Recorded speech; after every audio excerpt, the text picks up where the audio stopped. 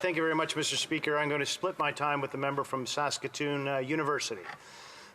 Monsieur le Président, c'est très simple. Mr. Speaker, it's very simple. Axing the carbon tax for farmers, First Nations, and families. We know that mortgages have doubled, rent has doubled, and it's nearly impossible to buy food for a family. Unfortunately, there's a new report that illustrates that it will cost another $700 for groceries next year for each family. I would like this NDP-Liberal government to be sincere with Canadians. The carbon tax is increasing the cost of living. The carbon tax is increasing prices for farmers, for truckers, and the cost of living increases for all Canadians. I like pickles, but I don't like the Liberals putting us in a pickle. After 8 years, we know the Canadians are in the greatest financial difficulty, perhaps since the Great Depression. As the leader of His Majesty's loyal opposition has taken to saying many times, if the lines outside a food bank were in black and white, the pictures were in black and white, everybody would believe that we were back in the so-called dirty 30s. This NDP-Liberal government has shattered the dreams of many Canadians.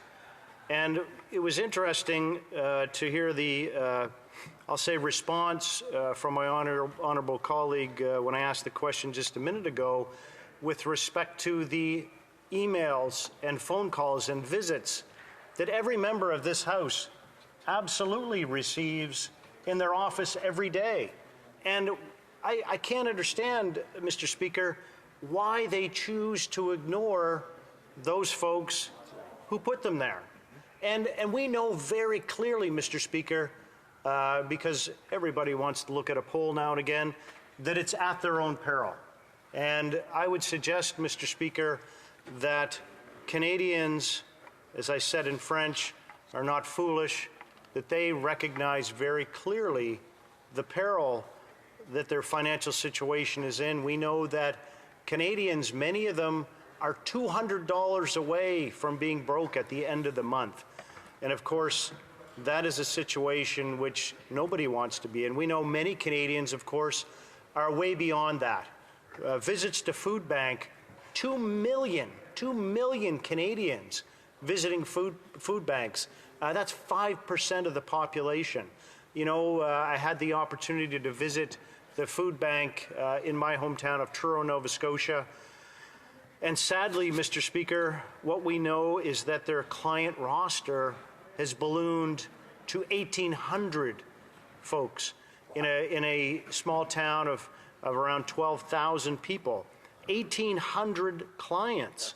And we know from an incredible study done from my alma mater at Dalhousie University that the groceries will cost a family of four an extra $700 next year. This is an incredibly sad state of affairs, Mr. Speaker.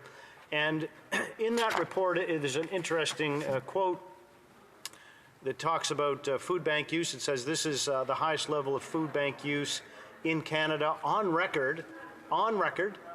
And another quote that in 2024, it's probable Canadians will continue to experience the strain of food inflation compounded by increasing costs of housing, energy, and various other expenses.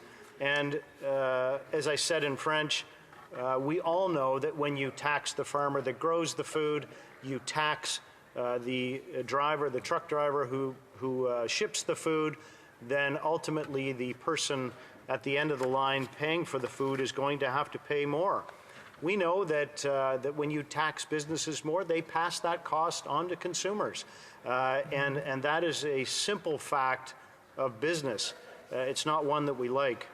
Mr. Speaker, I do wish to highlight a couple of interesting stories. They're incredibly heart-wrenching from my own riding, and not that far in the recent past, I had an opportunity to speak to a couple who would have been very close to retirement who told me, and this is hard to believe, Speaker, that they had been married for, in the 25-year range. And sadly, they had to sell their house. They were very close to paying off their house. They could not pay the mortgage. They had to sell their house. But for the grace of God and the support of their family, and this is nothing that any parent would want to do. I'm the parent of 3 kids and 2 grandkids. And you would not want to do this. But you know what they did, Mr. Speaker, is they took that money that they gained as a profit from selling their house, as meager as it was, and they're going to pay it to their daughter because they're going to live in her basement. It's absolutely mind-blowing. These are stories that in generations have never been heard. It's incredibly gut-wrenchingly sad. When you look at a story like that, another story from an older lady who lives on her own, she would go around, she made up a new term. I was going to say this in French, but I didn't know how to say it, and there's really no word in English. It's called ungrocery. So she would do her grocery shopping, going around with her cart, as we all do, and put things in and say, wow, I'd like to have that. That'd be great if I could have that. And then at the end of her tour around the grocery store, she would add up the cost of those items, and then she knew she couldn't afford it. And what did she do?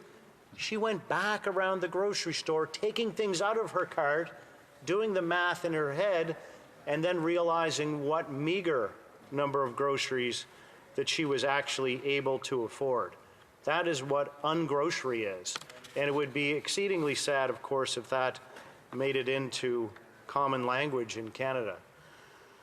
Mr. Speaker, we also know that this carbon tax needs to be removed, not just from families, but needs to be removed from farmers and from First Nations. We know that First Nations have filed a judicial review over the federal carbon tax, noting very clearly that the climate cannot be healed at the expense of communities.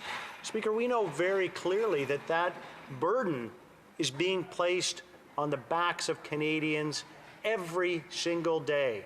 That the debt that this government, this Liberal NDP government, has inflated over its 8 years of ridiculousness, has looked at debt service charges now that would be equal to the Canada Health transfer. It's incredible the burden of payments that are going to be required by the generations to come. And the great thing is, Mr. Speaker, is that Canadians are paying attention. They are understanding this message. They know that the fiscal irresponsibility of the NDP-Liberal coalition is something that has to change. We know that the emails that we are receiving, the hundreds of emails we're receiving every day, are a reflection of the sad reality and the fiscally irresponsible position that the NDP-Liberal government has put Canada in. Now, they can go on and talk about their machinations with debt-to-GDP ratio and those kind of things, but what Canadians know, Mr. Speaker, is that they cannot afford to heat their homes, to put food on their tables every single day, if they were fortunate enough to have a place to live. That is what we know, Mr. Speaker, and that message is resonating with Canadians to know that this NDP-Liberal government has to go. And right now, they could easily vote for the opposition motion today to axe the carbon tax, to make life more affordable for everyday Canadians who exist and who call our offices and who will gladly put this NDP-Liberal coalition out of business. Thank you, Mr. Speaker.